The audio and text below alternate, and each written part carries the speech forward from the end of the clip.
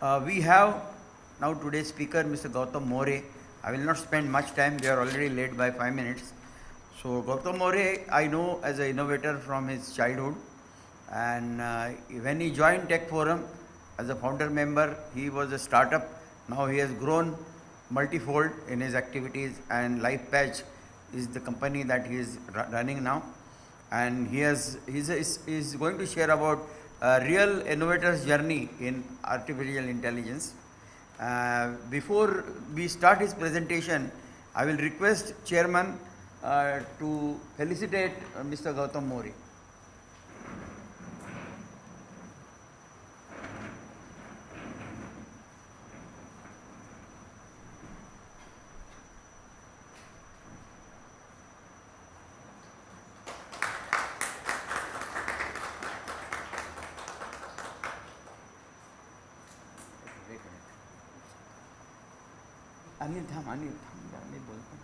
And Mr. Anil will give a small memento on behalf of Tech Forum.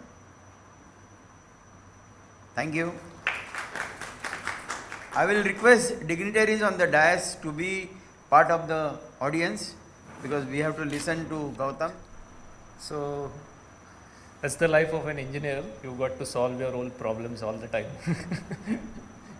So nobody had an idea what's going on, but then I just realized that the second desktop was working. So I shifted my entire presentation to the second desktop.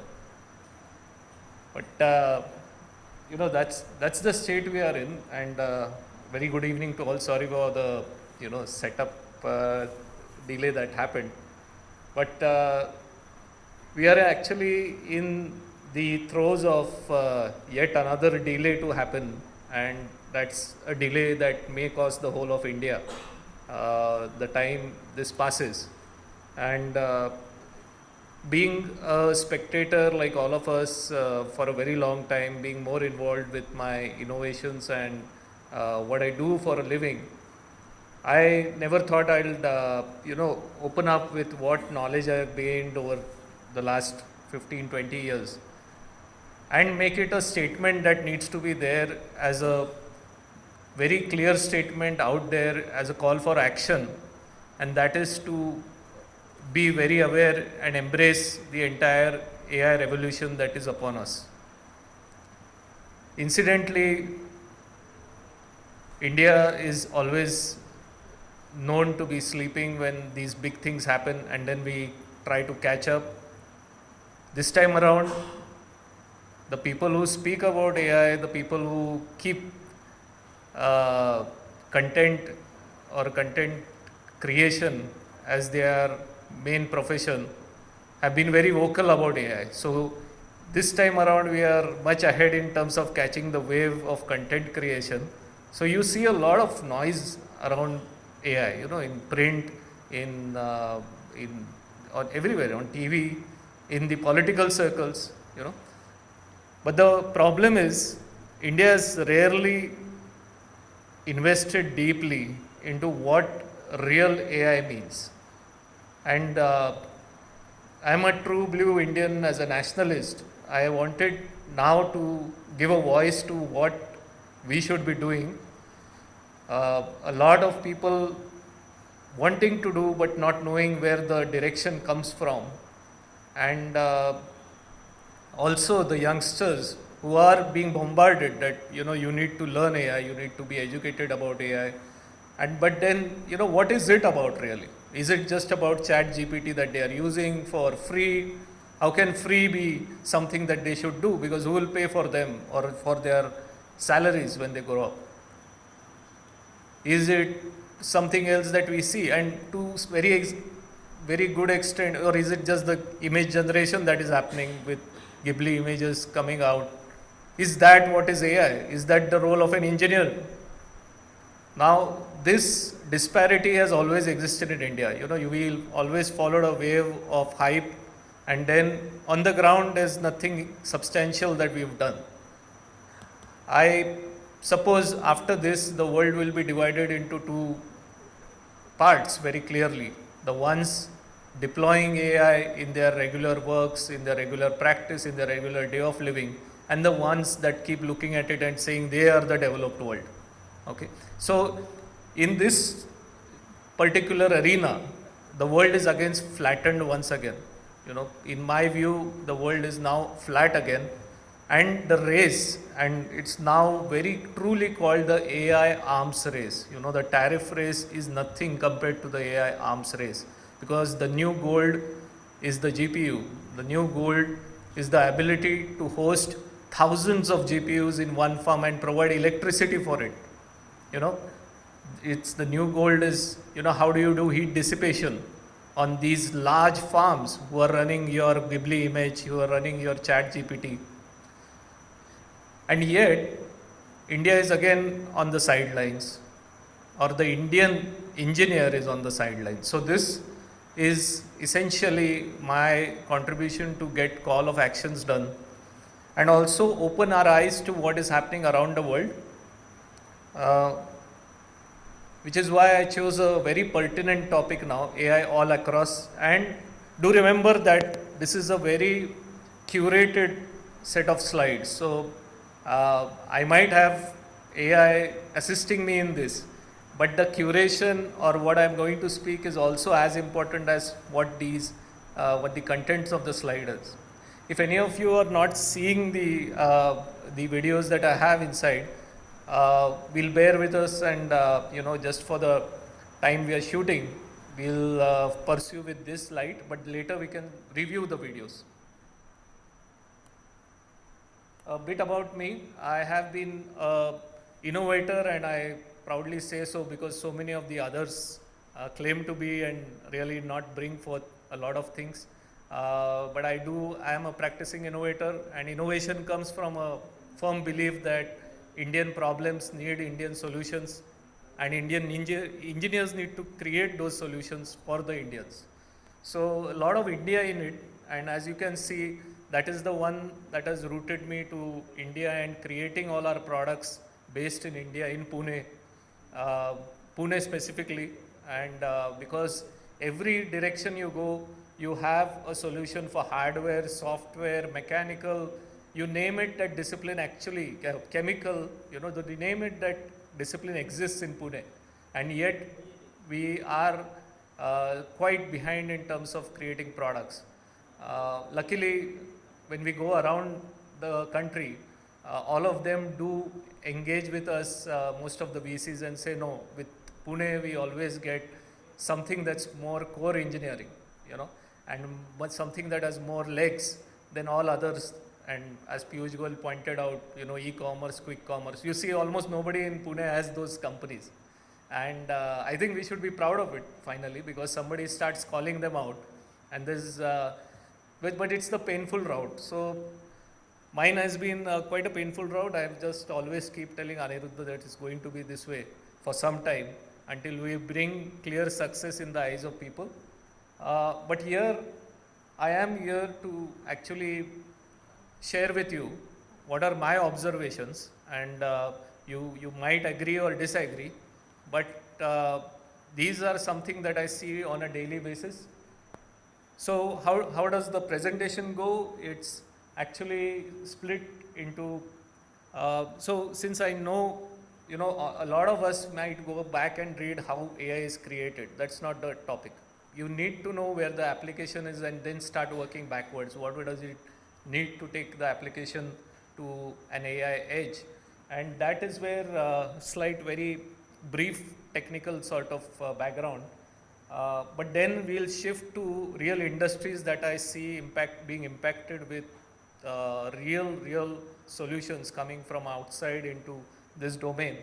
And those that I've selected are healthcare, IoT, robotics, and smart cities.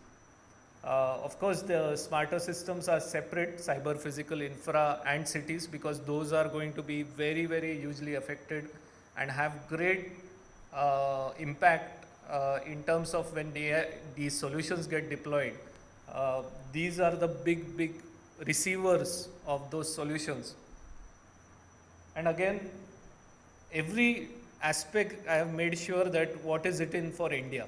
Okay, so I've literally taken the pains to think through what is the SWOT for each of these sectors when it comes to India and we Indians. So that is the pretty much the message that I would want you to take back home. So a great thing that has happened with AI is it's once again flattened all principles of engineering, all disciplines of knowledge together. It's one big giant cauldron. So ChatGPT can give you poetry, ChatGPT can give you chemistry, ChatGPT can give it to you mechanical. All you want, all that you want, is there in the same basket. What does that mean? It is a complete tire, simple flat tire of multiple disciplines. No one discipline is treated special.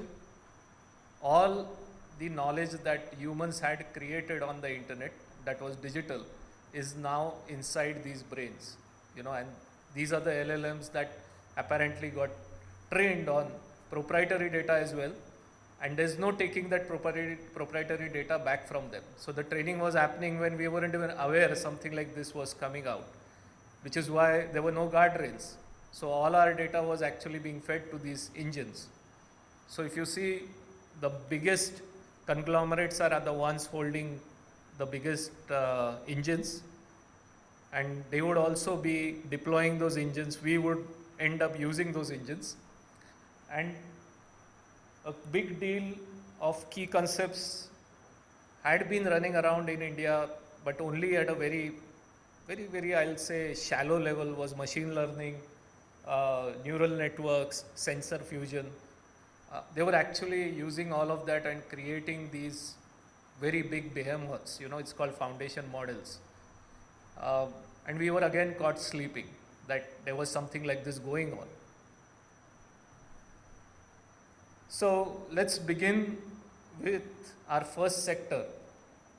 So our first sector is obviously something that we've seen all around the internet now, and that's robotics and automation. And something that I would actually say as the age of humanoids. And the more I saw what they had achieved, and trust me, the emergence of these humanoids has been just about a year and a half to be, give here or there. Earlier to that, there was just one Boston Dynamics who used to put up very good-looking videos of one robot doing a certain walk, and we used to be amazed, like, okay, they can jump, they can do. Where, in just last year, or in fact the beginning of this year, and that's another thing, all the products that you see now are actually genuine products, and all the videos are being put up by companies themselves on Twitter or X, and they were all released in the last 1 quarter or so, give or take 1 quarter. So which means they are really ready now, in its reality.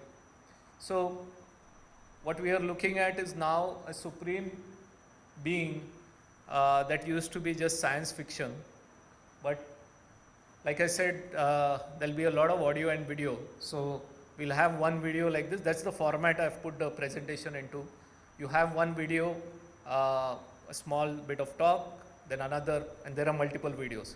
So I know how it's boring to see just slides. So this is going to be quite interactive.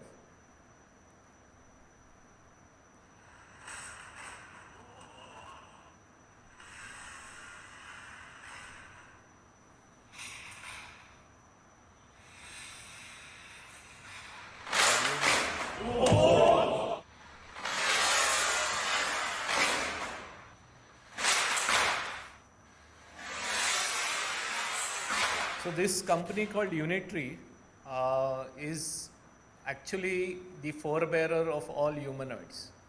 These are the ones who, and it's a bunch of young Chinese people. Okay, young because it's clearly written on their website that somebody just graduated about 5 years ago, 6 years ago, and decided that he'll make robots for humanity.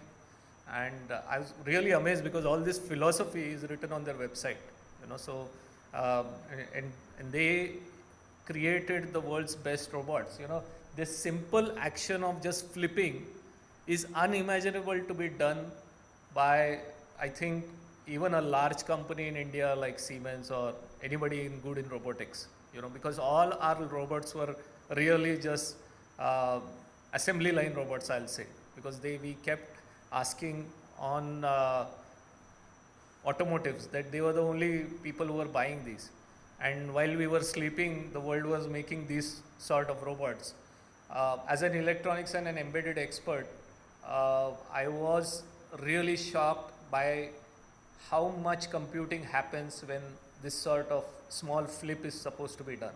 So mimicking humans is absolutely the most difficult thing to do in the entire world, using motors, using gyroscopes, and all in real time.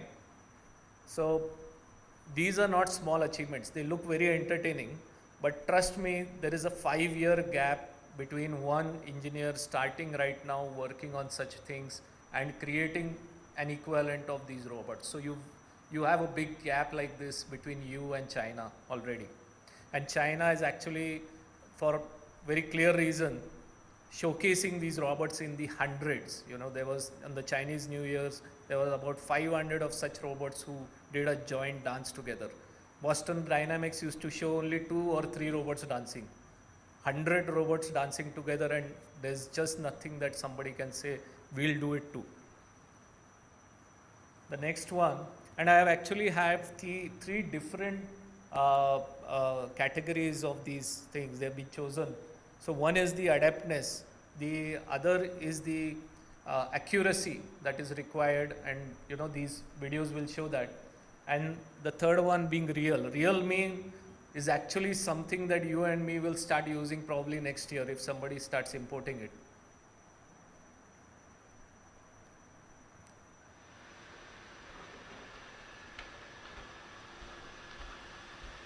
So I'm missing the audio here. Okay.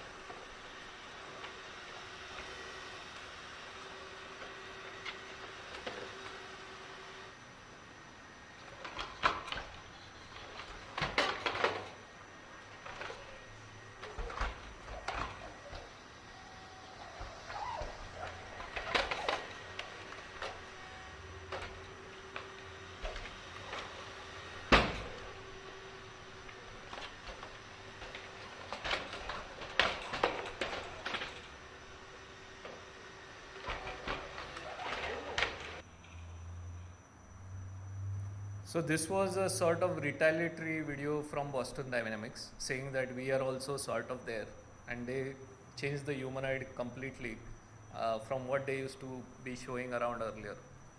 And the other great aspect that I didn't tell you, between the first video humanoid and the second video humanoid, the first video humanoid, the current pricing is $15,000, and the second video humanoids are something like $150,000.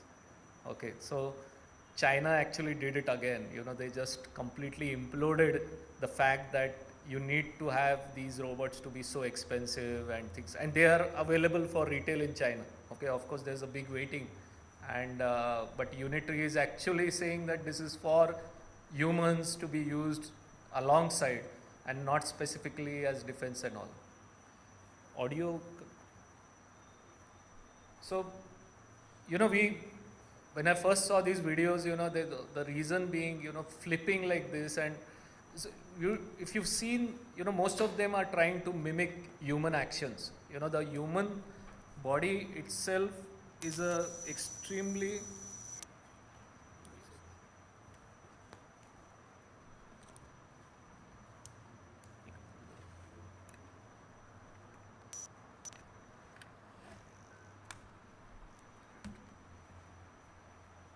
an extremely it's a wonder.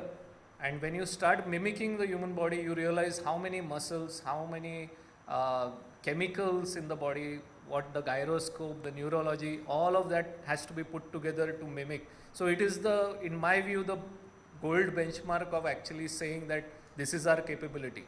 Anything else is actually much easier to do than mimic it the way this is happening. And if you've seen the gate, it's called as the gate, the way it could actually run and stop, all these are, something that people have written PhDs on.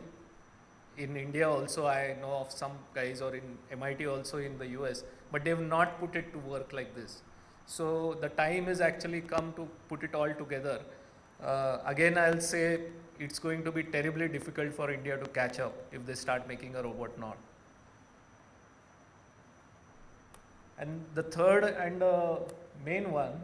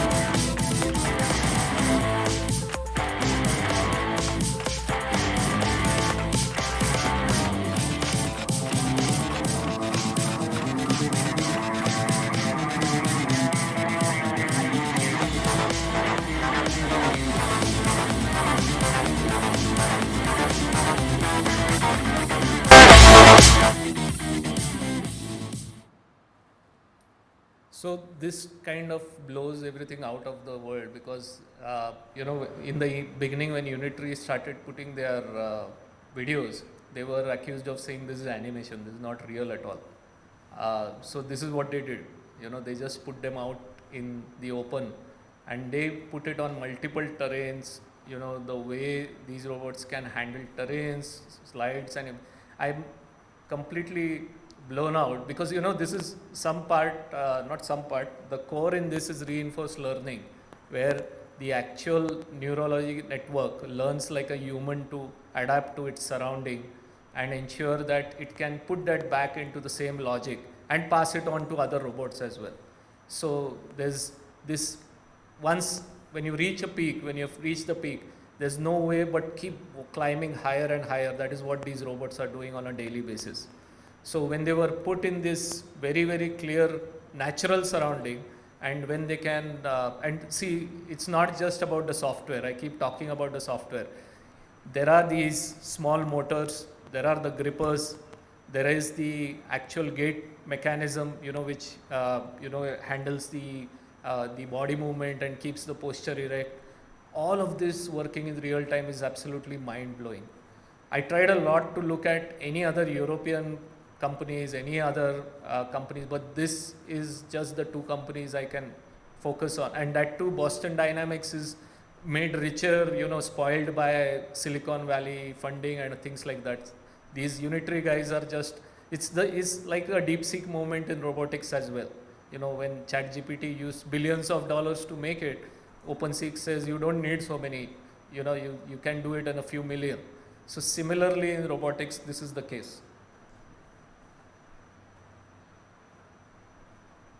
So what is the future going to be with this? So more and more, the why you want to make these robots more and more like humans, why is that? Because I keep telling you that the ultimate engineering achievement is mimicking a human. Okay, after that you can reduce the robot, you can use it in parts, and you can do one things easily. And all of that is going to be slowly getting deployed. And imagine if the humanoid is $15,000. So any half part of that robot, and don't think of the human as a robot, is actually pieces. The arm is one piece, the leg is one piece. The way that it can move from one place to other is mobility. So in one robot, I can actually see multiple engineering applications once that robot is split up. So it's a matter of time when these companies say, we will give an exoskeleton, for the aged, which only supports the legs. You don't need the entire body at all. There is the arms that can be just put on a kitchenette, for washing utensils and things like that. So all of that has been possible only when it has crossed over from the machine learning part and become AI, so ubiquitously, where it can compute on the go in the field, as we call as the edge, and then put it back to practice.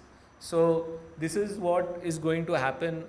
We foresee that a big jump in robotics taking over factories. Tesla already shows off its factory. There are probably just 60 people handling an entire factory. The rest is done by robots. They are not humanoids, but they are robots everywhere. There are few humanoids also, but that is going to be a very, very clear reality. Already when the machine line robots had come in, these Kukas and all that, the Japanese had come in and they sold these robots to Bajaj and Telco. You saw a complete disastrous, labor culling happening on the assembly lines, and that we have forgotten again. This is going to happen thrice or 10 times that size again when it comes back. Because simply there have been now electronic assembly, automotive assembly, a lot of FMCG, all of them don't require human hands at all. They are all currently assembled on assembly lines, so the processes are quite well defined so that machines can just easily one day just come, as long as they become cheap, one day come and displace the human in that picture. Okay, so that's not too far away. The productivity output, of course, will be good. For a country like India, productivity means employment also. So we are looking at mass unemployment. I can be a forebearer of bad news, because I have seen that Indians typically look away when the bad news comes in, and then they later wake up and say, oh, this much has happened and we've done nothing about it. I think it's beyond the government. It is actually about every person. Any young guy here working in technology has to be on himself or herself to actually take these sort of missions in hand and create the future technologies that are required. So slightly one important part is, what's in it for India now. So in the case of robotics, again,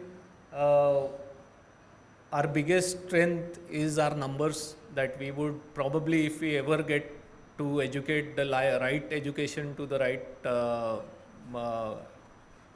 audience of doctors, engineers, students of all streams, because AI is, it doesn't require you to be an engineer anymore. Then we still have that dividend, as we call it. But at the same time, the weakness is that we have limited access to the high-tech requirements of robotics. These small motors that I've seen, they've gone fantastically ahead in terms. They're almost like what they put in space. That is the level of micro motoring that is required, precision engineering that is required for each joint. And I'm amazed. Actually, you should all look up Unitree site. They have these joints as spare parts as well available for sale, and then you realize, this is so many axes and this and that, and you just get your mind blown. I said, no engineer in India would ever think of making a multi-axis motor, with so many degrees of freedom, and they have put it on retail also. So those are the things, bearings, so many parts, and we actually have this gap of having the machinery to actually help us make those. So design might come, but yet we will have the access to those metals and machineries to be done in that right thing. And of course, nobody gives capital to such thing right now. So everybody just keeps saying, on a forum when I had posted something like this, and I had said India is missing the boat, somebody retorted, well, we don't need this, we'll see what to do later about this. And that is the typical casual write-off that people do. And that's then later they'll pay through their nose to actually get those technologies in wherever they work. So that's the weakness. The opportunity again is we are pretty much our biggest consumers. So if we make a robot for $10,000, 7-8 lakh rupees, I'm pretty sure everybody would want one. Whatever the outcome is, whatever the thing is, to begin with, and don't think about a humanoid, just one part. One of the very close missions that I always keep, but I don't get the time to do this, is an exoskeleton for senior people. I've seen so many people affected with weak knees. As they age, knees become such a big problem. It's a very lucrative thing for orthopedics because knee implant, knee replacement is like done in 3 days, 4 days now. But actually, if you have an exoskeleton supporting your knee, and that's part of these robots, you could actually stop the wear and tear much before time. The moment you are 50 and this is where Japan has actually reached, but I'm yet to see any Indian company really put their hand there. I have no time, but otherwise that's one passionate thing that's close to my heart. And threats are, of course, being only at the receiving end. Everybody, because you need high-end GPUs that will work, you need good batteries. Both of them we don't manufacture in India. We are at the receiving end, that's all.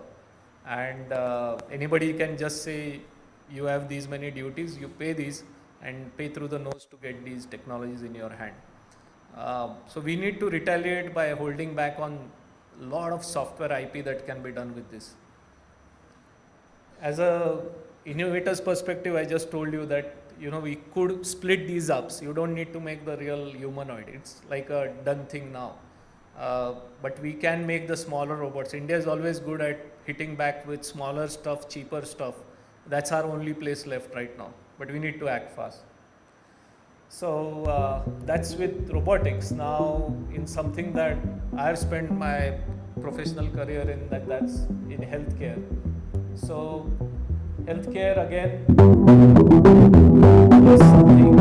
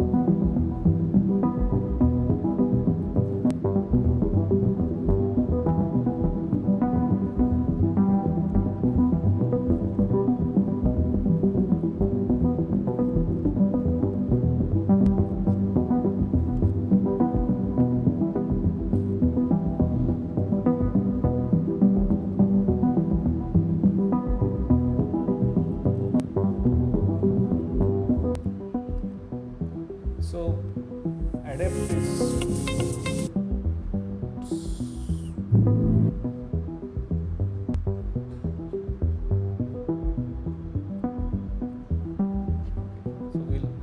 so what you saw is actually again one dream that can be bought in only because of computing that happens at the headset. There's no cloud that can go back and forth and do this. So essentially what you saw, a lot of MRI images actually creating an AR and VR experience for the doctor looking at that person, and those the MRI images were from that person's body itself, and those were used to actually map out in real time what happens inside, where they are supposed to reach. Now this vision is typically there already with robotic surgeons. So robotic surgery, when it's done, that robot is actually seeing this, it's processing MRI images, but then it lets the doctor only handle stuff. This is the baseline for making everything automatic, in a way robotic, because once the surgeon starts seeing, then he can just write sort of prompts to the robot saying, you do this now, you do this now, and the robot will follow suit. What was missing was this real-time view, and if you see, it can go layers and layers inside. So what you are seeing is a brain surgery wanting to reach a particular tumor. Those colors and all were actually indicating where the tumor actually lies, and that's the biggest sort of risk currently doctors have with brain surgery, that by removing one part of the brain, something else gets affected. So this is called precision medicine, in the new age, and this is possible only by AI processing all those images in each angle at any given point, and then giving a display back to the doctor.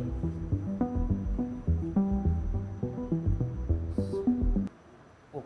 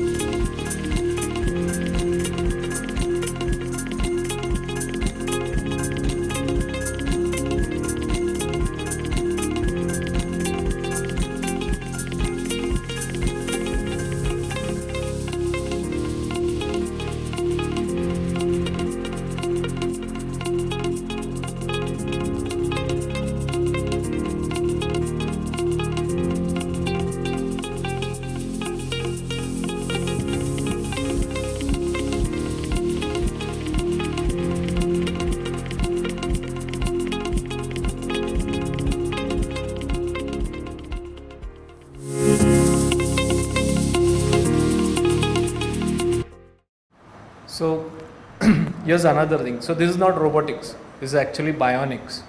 Okay, bionics means having the most precise finger movements, leg movements. Bionics wants to mimic your limbs in all possible manners.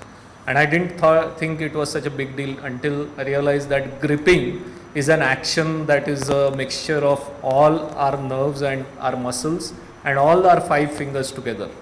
And it is one again a big challenge to actually mimic that through these multiple motors. So actually, until you try to make the same number of joints or more joints, you are never able to reproduce this kind of motion. And this bionic aspect is so very important because going forward, these are going to be the arms and legs that, you wouldn't mind fitting, on anybody, and they would completely replace any human impairment. The gripping, the changing around is again a feat, and to some extent the Chinese don't work in this area because it is more clinical in many ways. So it is an aspect that the most of the time the Boston area startups work in. It takes a lot of years. I mean, I've seen 7-8 years of hard work by groups done inside universities. Now this is the big difference. A lot of this work can only be done because it takes millions of dollars till the time it reaches this kind of things. Many of these startups are university co-founded startups. So universities own part of this. This is again a missing chunk from our entire landscape.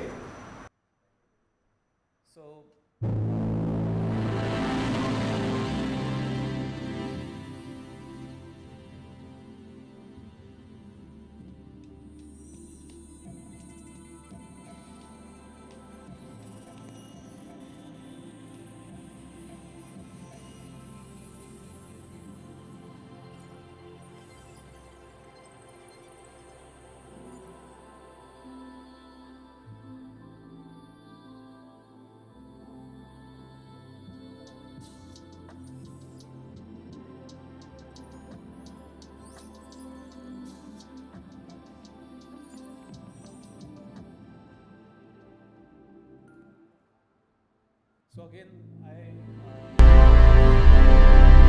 context because Withings is a company I've followed for about 15 years now. So typically their concepts come to reality in probably by next year.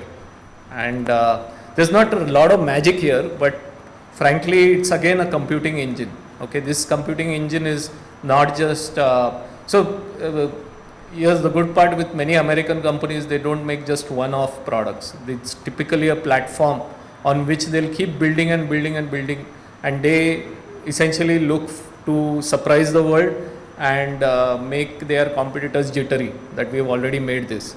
So smart mirrors were around for a very long time, but making it holistic, and like I'm saying, it will be a body compute engine in some time.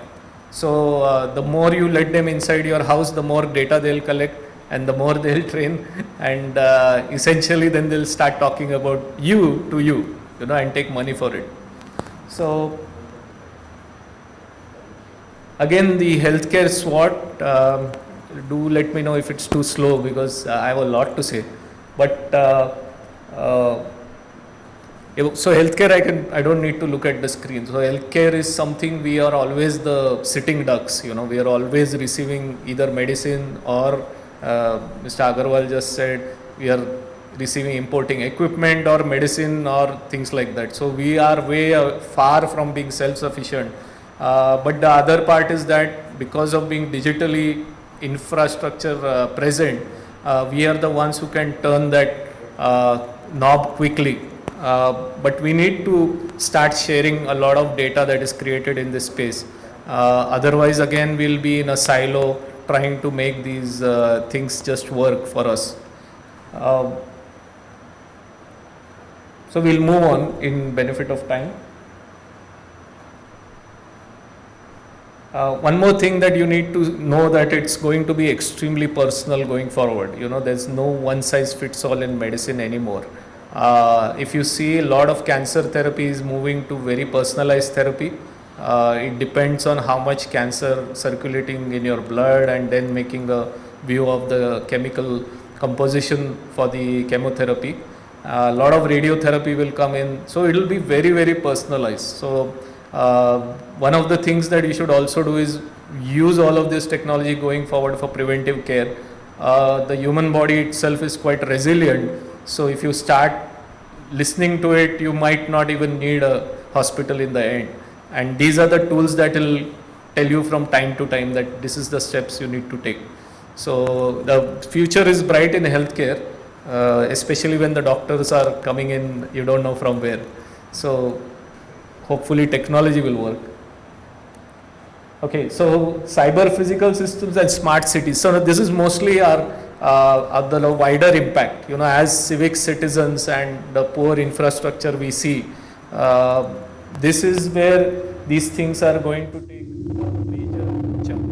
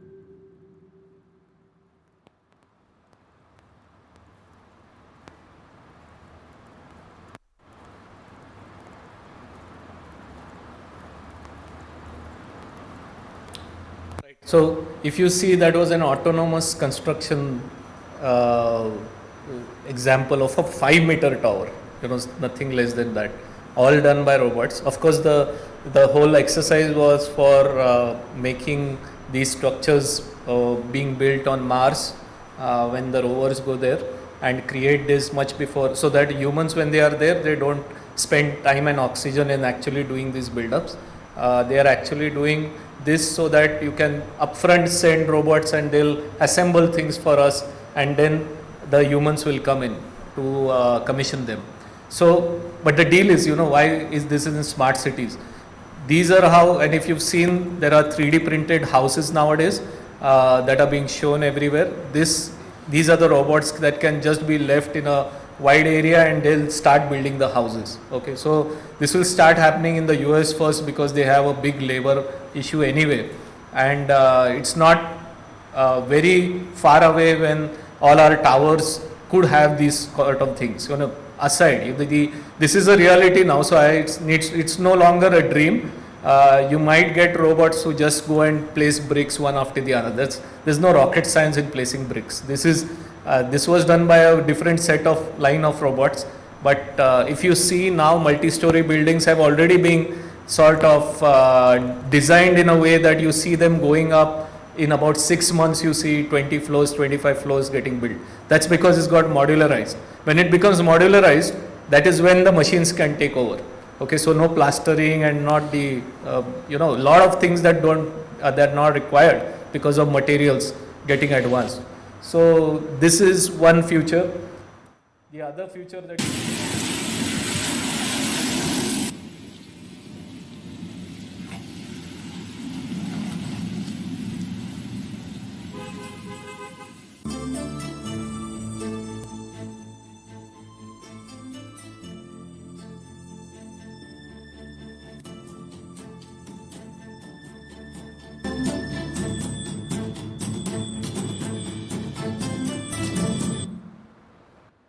So this is something very close to our heart, and this requires a lot of sensors and decision making and motor control, almost akin to a robot in many ways. But why do I show this is because these cars are the EVs that already have good computing power, and they will start getting automated in this way. Of course, Tesla does this many ways, but BYD brings it at half the cost, and then they do the same things. And this is going to be the future of autonomous vehicles. And these are the typical vehicles. So if you've seen, they don't need big roads. I mean, most of Tesla's things I've seen on big roads, American roads. These are the gullies that are Indian gullies. So that makes a very big difference. They are telling us that we can move into the smallest gullies, and instead of a car, I'll give you a truck. Okay, small truck, whatever we see that people are carrying, and it can do things that a human will never be able to do. Master this sort of spaces. So this is one way, and of course my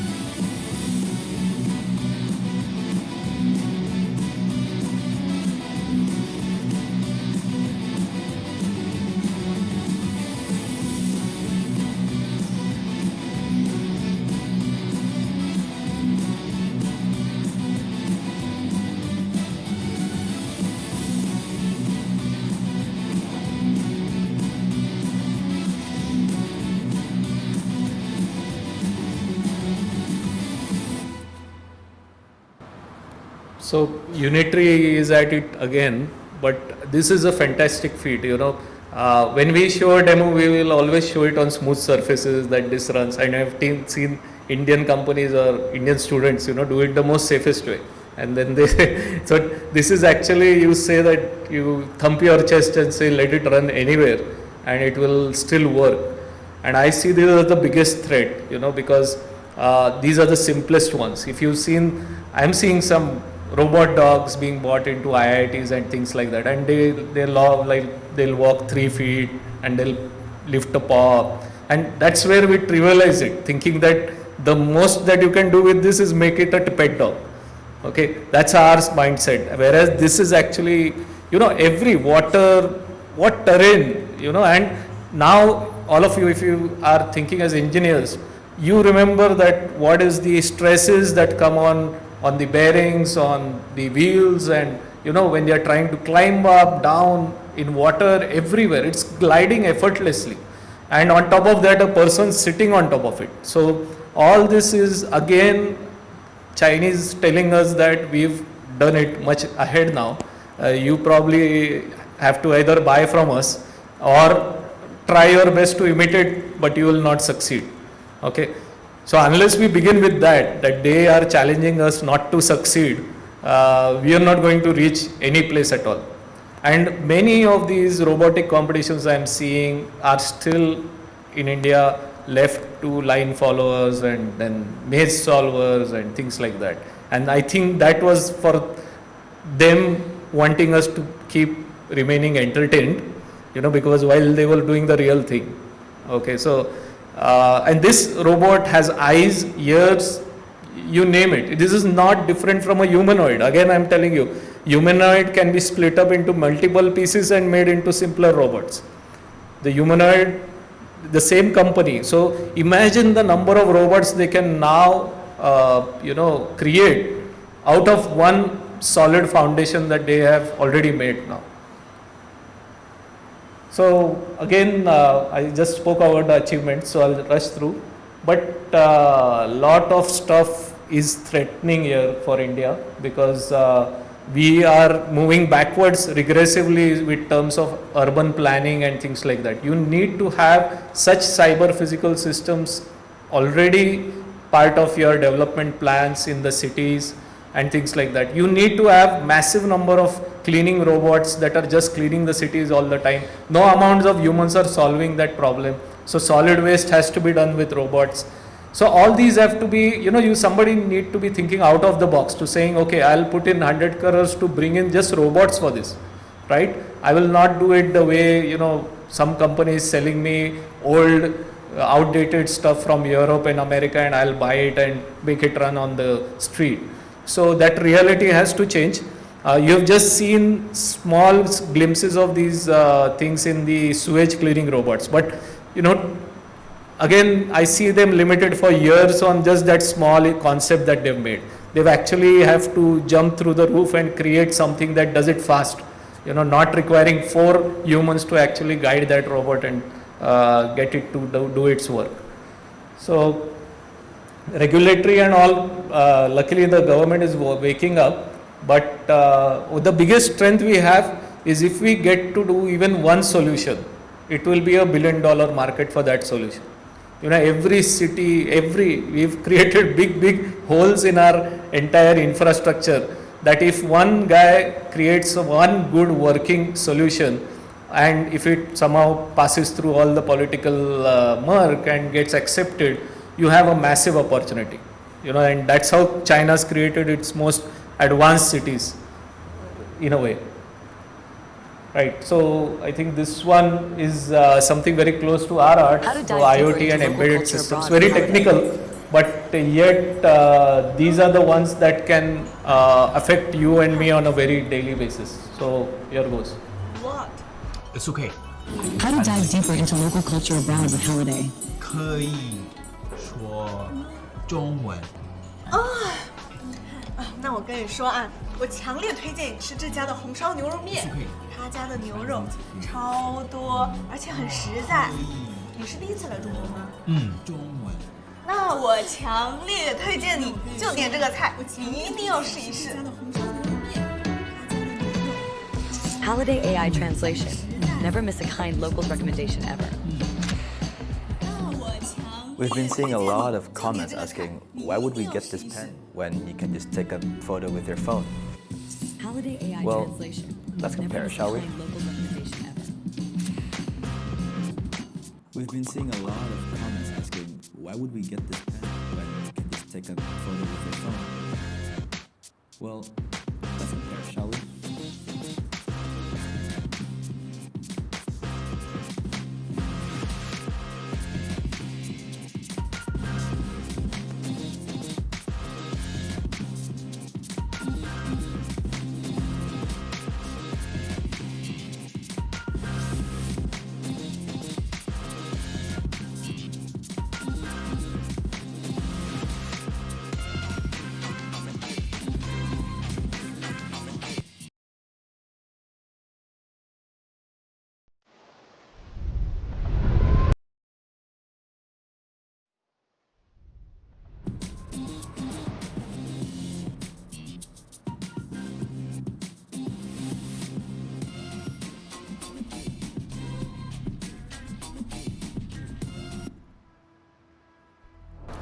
Right, so both of things were things we do on a regular basis, and the second video was actually telling you how easy it is to actually convert or digitize whatever you write in real time. Okay, and the first one was actually making you talk another language in real time, you know. And see, the AI part, let me tell you where the AI part comes. So these models are running on small microcontrollers on the devices themselves. So there's no connectivity to the cloud or anything like that. It's just one battery, one microcontroller and one display. But the models have been trained on massive machines, on massive data sets, where it can actually do this conversion in real time. And that model is actually their IP for these devices. So no computing leaves the device itself, and that's the future of devices. Same with the other pen, you know, the pen actually was scanning when the person was writing, the pen was already digitizing whatever, how dirty your handwriting is, doesn't matter to it, because it has been trained on millions such strokes. You know, it was not trained on images, it was trained on strokes, and it can make literal sense like a GPT does as to what word follows the other. So there is multiple reinforcement of its own learning, and then the model goes back and sits on one small microcontroller. So these are two very clear things. And then of course one that right, so we can't escape the Chinese. Okay, so that car was jumping in real time, and a lot of sensors and everything. It was not programmed earlier, and if you see, it was not being driven by a person as well, because this is impossible for a person to react with these speeds. And this is something that they give as regular advertisements, whereas we are showing kids sitting and things like that. That's our cars getting advertised. So this massive thing, and those computers are already in the car. Okay, so those computers are going to be more and more intelligent going forward, and they are showing, like, unfortunately, if it comes to India, it will only be in the air because of the potholes, you know, wherever it goes. But it will be a flying machine of sorts. And but then making sure that they take on challenges. They don't have bad roads, but they take on challenges that, in a way, always connect this to how strong their defense forces will become. You know, if you pull all of this together and put it back into defense, any terrain, any sort of you know, environmental condition, and they will have no humans working, and then killing other enemy humans without even wasting one of their own lives. And that's a war that's going to flip on, you know, the AI side. It's no longer going to be, already drones are doing the job of large pilot planes, fighter planes, and this is all going there. You know, that's where the geopolitical shift is also very important for this. So this, of course, again, I mean, since we've been through a lot, we'll just say that a lot of investments need to be done by government in this. You'll have these points seen online as well. But one thing that I see is there's no single discipline that can work in isolation.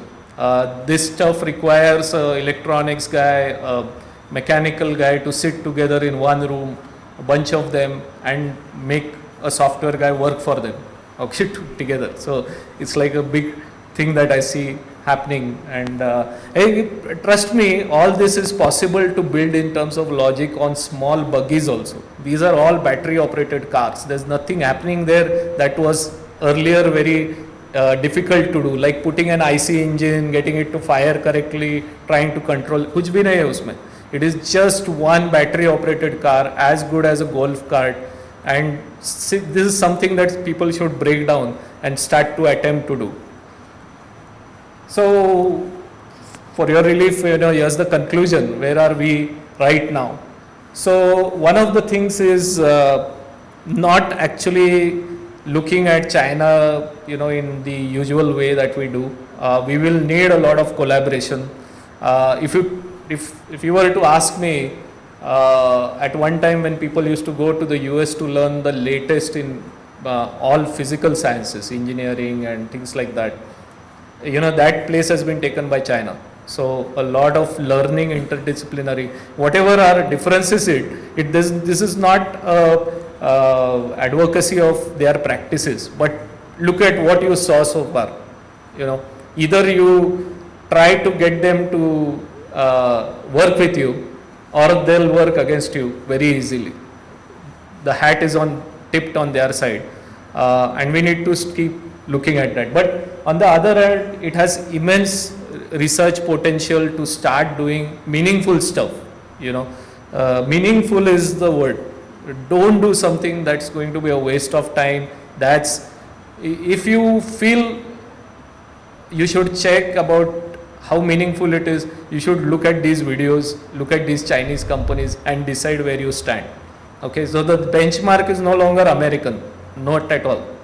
Unfortunately, you don't find them in Google searches easily, all these products and all these companies. You have to really be in the know of daily news and not the news that you get through channels, unfortunately. So this is more like where people come together. My source is X. X is probably one of the most, genuine places where the owners themselves put their what they have achieved. And here's another observation that I see on X. Every day there are at least 3 to 4 LLM models or SLM models being put out by Chinese students in English, saying this is our new model that we've built. It has 7 billion parameter as a base, but the fine-tuned models, and that is their coursework nowadays. And they put it out open source. So this is the big difference. And the last difference, they actually write all these papers in English and they host it on GitHub. So they are flexing their muscles. It's most about understanding. There's nothing you can do with that code really, but they have understood how to generate such models and codes. So this winning has to start happening in our education system, our companies also. And we should start putting these things out on a genuine level, and they are putting benchmarks on benchmarks. So we'll need their help to actually teach us, or we'll learn from afar the way typically Indians learn and try to see how we can catch up with a very clear plan. All of it is possible only if we put India first. That's the only driving thing that we have in our minds. I hope this inspires all of us to actually spread the word and make more and more meaningful use of AI. Not just use it as a rhetoric or on your t-shirt or any place, say it 1,000 times in any talk, but actually show what it's all about. That's it from me. I think it's been a long time, so I don't know if you have space for questions.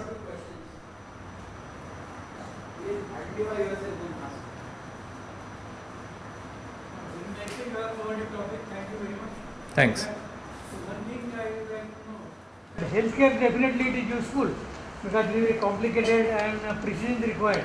But especially for construction work in India, where labor, there is no problem of labor, and if the robot come and do all the work, whether there will be a problem of labor, unemployment like that, that is there worldwide, not in India.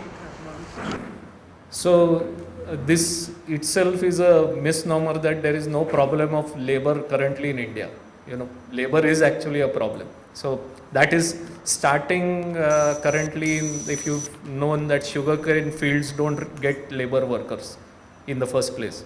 I'm just switching the context, but that is slowly going to be in every place, including construction. Okay, so we are looking at imminent crisis of, and this is something that's going to happen, because the lesser skill a work is requiring, the easier it is for something like this to take over. So we should plan otherwise. What can we do? If we are building 10 buildings a day, our requirement is already 1,000 buildings a day. If we look at India's requirement, then when we build it slowly, it becomes more and more expensive. So can we actually bring down cost by deploying these things? Low cost housing is already required. You don't require 1 crore houses, you require 1 crore rupee houses. You require 1 crore houses with 10 lakh rupees each. That's our requirement. So that's where you look at it more positive.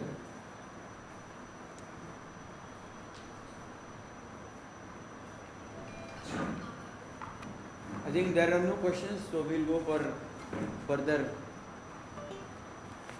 I hope you all liked the talk. Actually, thanks. We must appreciate Gautam's talk today, because he had done really good research and lot of efforts preparing this presentation. We thank Gautam for this wonderful presentation today.